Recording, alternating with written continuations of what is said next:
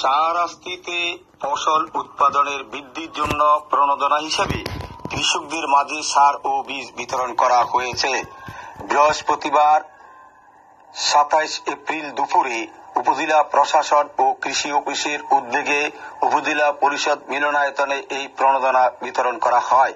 উক্ত অনুষ্ঠানে উপজেলা নির্বাহী অফিসার হুমায়ুন রশিদের সভাপতিত্বে টেলিকনফারেন্সে প্রধান অতিথি হিসেবে বক্তব্য রাখেন সাবেক সফল স্বরাষ্ট্রমন্ত্রী, নৌ পরিবহন মন্ত্রণালয় সম্পর্কিত সংসদীয় স্থায়ী কমিটির সভাপতি মেজর অফিসার রফিকুল ইসলাম মীর উত্তম এমপি।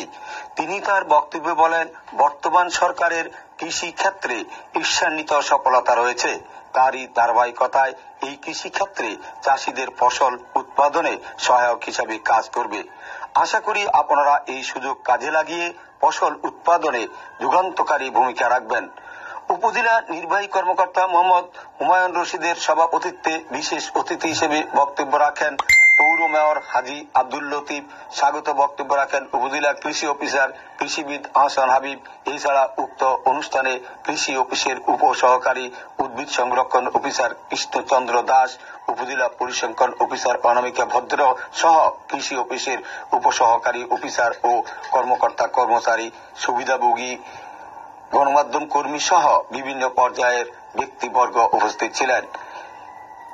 আউশ প্রণোদনায় ক্ষুদ্র ও প্রান্তিক কৃষক পর্যায়ে 1700 জন কৃষককে 5 কেজি বীজ, ডিএমপি সার 20 কেজি, এমপিও সার 10 কেজি বরাদ্দ দেওয়া হয়।